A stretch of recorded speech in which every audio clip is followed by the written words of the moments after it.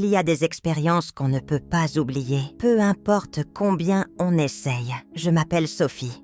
Sophie McDougall.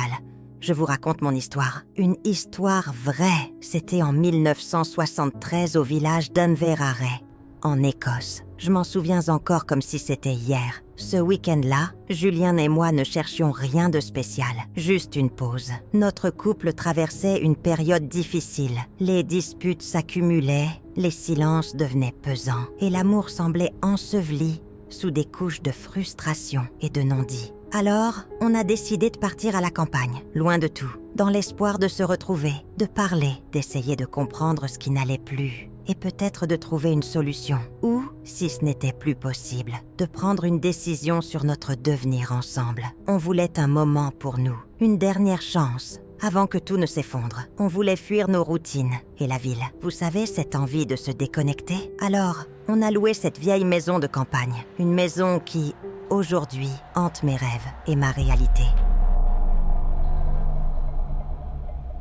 Quand on est arrivé, il faisait encore jour. La maison, de loin, avait un certain charme, mais en s'approchant, on voyait qu'elle était ancienne, trop ancienne. Les volets pendaient, les murs étaient fissurés. Et pourtant, quelque chose m'attirait. Julien, lui, était sceptique dès le départ. « Parfait, m'a-t-il dit. Si on voulait vraiment se détendre, on aurait dû choisir un hôtel avec une télécouleur. » Mais moi, je ne pouvais pas m'empêcher de sourire. J'avais cette sensation, comme si cette maison m'attendait. À l'intérieur, tout était poussiéreux, mais magnifique, à sa manière. Les meubles anciens, les miroirs ornés. C'était comme si le temps s'était arrêté. Je parcourais les pièces, fasciné. Julien, lui, a trouvé un vieux tourne-disque.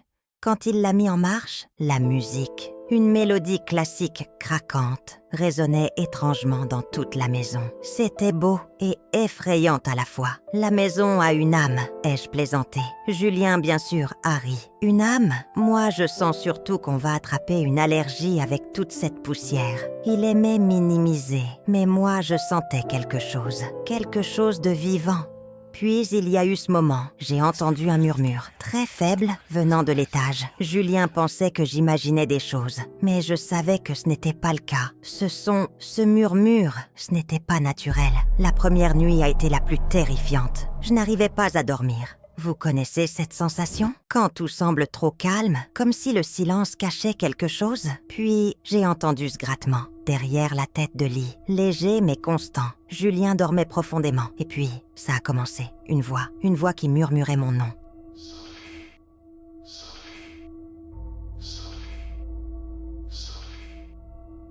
Doucement, presque tendre, mais terriblement effrayant. « Julien, tu entends ça ?» Il n'a fait que marmonner et se retourner. J'étais seule, complètement seule, face à quoi que ce soit. Puis il y a eu cette ombre, juste là, devant la fenêtre. J'ai bondi hors du lit, cherchant à allumer la lumière. Mais l'interrupteur ne fonctionnait pas. Le lendemain matin, Julien m'a trouvée recroquevillée dans un coin de la chambre. J'étais incapable de parler, mais j'ai fini par lui montrer le miroir fissuré dans le couloir. Sur le verre embué, il y avait un message, écrit comme si quelqu'un avait soufflé dessus. Julien a voulu comprendre. Il pensait que tout ça n'était qu'une blague, mais il a trouvé cette photo.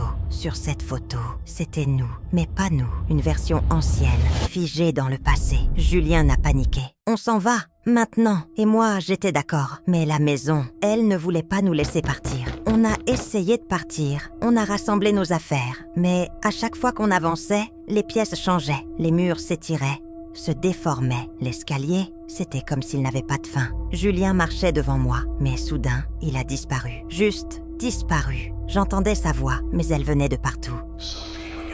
Quand je l'ai retrouvé, il était là, figé devant un miroir. Mais son reflet me regardait et il souriait. Ce sourire, ce n'était pas Julien. Je courais, paniqué, cherchant une sortie. Mais chaque porte, chaque couloir me ramenait à la même pièce, la chambre. Et là, sur le lit, il y avait moi, une autre moi. Elle était en sang, hurlant, tendant une main vers moi. Elle m'a dit « Pourquoi tu m'as laissé ?» Je ne savais plus où j'étais. Je croyais que je m'étais échappée. Mais la maison, elle ne m'avait pas laissé partir. Chaque pièce, chaque recoin semblait se refermer sur moi. Julien, il était toujours là, mais pas comme avant. Il était figé, comme un spectre. Quand je l'ai retrouvé dans le couloir, il ne m'a même pas regardé. Son regard était vide, comme s'il avait été remplacé. J'ai crié son nom, encore et encore, mais il ne répondait pas. Puis je l'ai vu, son reflet, dans un miroir, au bout du couloir. Il n'était pas le même. Le Julien dans le miroir se tenait là, un sourire déformé sur le visage, tandis que le vrai Julien restait immobile, les yeux éteints. Je n'ai pas compris ce qui se passait, mais une chose était sûre, cette maison, elle voulait nous séparer. Je suis allée le rejoindre, mais à chaque pas, j'avais l'impression qu'il s'éloignait. Et soudain, il s'est effondré, comme une poupée de chiffon. Et là, quelque chose a changé dans la maison. Le sol s'est mis à vibrer, les murs ont tremblé. C'était comme si la maison était vivante, comme si elle réagissait à la perte de son dernier invité. Je suis tombée à genoux, près de lui, mais il ne respirait plus. Il était là, mais il n'était plus lui. Je ne savais plus quoi faire. J'ai crié, supplié, mais il était comme pétrifié dans le temps. Et la maison, elle se nourrissait de ma peur. Elle se resserrait autour de moi, me piégeait, et j'ai compris. Cette maison ne voulait pas seulement nous emprisonner, elle voulait nos âmes. Mais alors, au moment où j'ai cru que tout était perdu, je me suis souvenu du message dans le miroir. Et j'ai compris, la maison avait le pouvoir de nous contrôler à travers nos peurs, à travers nos regards. Le miroir, c'était elle qui nous regardait, elle qui influençait nos actions. J'ai décidé de ne plus regarder. Je me suis précipitée vers la porte, refusant de me retourner. J'ai fermé les yeux et j'ai traversé les couloirs à tâtons, sans me laisser piéger par les illusions de la maison. Je sentais la pression, cette lourdeur sur ma poitrine. Mais je n'ai pas cédé, pas cette fois. Je n'avais aucune idée de ce qui m'attendait derrière cette porte, mais c'était ma seule chance. J'ai tiré sur la poignée et c'est là que tout s'est arrêté. Je suis sortie. J'ai couru encore et encore sans me retourner. La maison, elle était là, juste derrière moi. Mais je savais que si je me retournais, elle me rattraperait. Alors, j'ai continué à courir jusqu'à ce que je trouve enfin la route, la lumière, le monde extérieur. Quand je suis sortie de cette maison, j'ai erré sur la route jusqu'à ce qu'un conducteur me trouve, complètement désemparé. Je ne savais même pas où j'étais.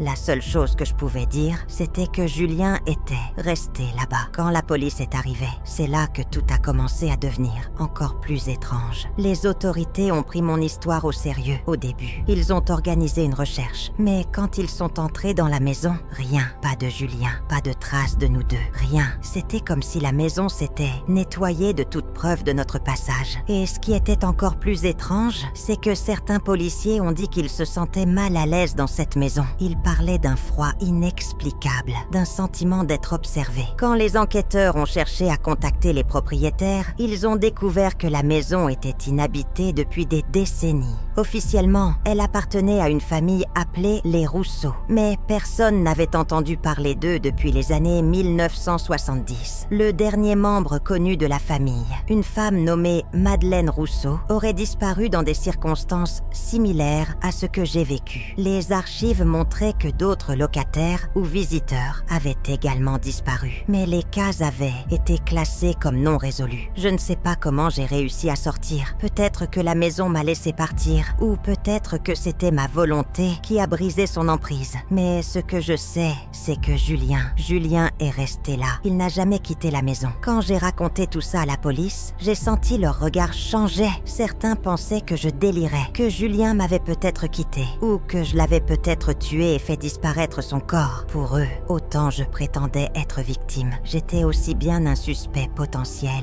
et légitime dans cette histoire. Mais moi, je savais ce que j'avais vu. Et puis, ils ont trouvé quelque chose. Une vieille photo cachée dans une fissure du mur de la maison. C'était nous, ou du moins, ça en avait l'air. Mais cette photo, elle datait de presque 100 ans. Comment était-ce possible? Les enquêteurs n'avaient aucune réponse. Et moi, j'avais encore plus de questions. La maison, elle semblait hors du temps. Les villageois du coin parlaient de légende, d'une malédiction. Certains disaient qu'elle avait été construite sur un ancien site rituel. D'autres parlaient d'un architecte qui avait sombré dans la folie pendant sa construction. Mais une chose revenait toujours. La maison prenait ce qu'elle voulait et elle ne rendait jamais rien. Après des semaines d'investigation et sans avoir retrouvé le corps de Julien, la police a classé l'affaire comme une disparition non résolue. Pour eux, Julien avait probablement quitté la maison. Ou s'étaient perdus dans les bois. Mais moi, je savais la vérité. J'ai essayé de les convaincre, de leur expliquer ce qui s'était passé à l'intérieur. Mais personne ne m'a cru. Tout ce qu'il me restait, c'était cette photo. Cette preuve qu'on avait bien été là, même si elle défiait toute logique. J'ai passé des mois à chercher des réponses. J'ai parlé à des historiens, des médiums, des experts en phénomènes paranormaux. Tous avaient des théories, mais aucune ne me rapprochait de Julien. Ce qui revenait souvent, c'était que la maison n'était pas qu'un bâtiment, c'était une entité, quelque chose de vivant qui se nourrissait des âmes et des peurs. Depuis, la maison est restée vide. Les locaux évitent même de la regarder. Les rares curieux qui s'en approchent disent qu'ils ressentent une présence, qu'ils entendent des murmures. Moi, je sais qu'elle est encore là, qu'elle attend. Peut-être qu'elle attend mon retour. Je vis avec cette peur tous les jours et cette culpabilité. Pourquoi suis-je sortie et pas Julien? Est-ce que je l'ai abandonné? Est-ce que c'est pour ça que je l'entends parfois dans mes rêves? Si je pouvais retourner dans cette maison pour le sauver, je le ferais, mais je sais qu'elle ne me laisserait pas partir une deuxième fois. Si cette histoire vous a plu, alors abonnez-vous à notre chaîne, activez la cloche pour ne rien manquer, aimez et partagez la vidéo. À bientôt pour d'autres récits terrifiants.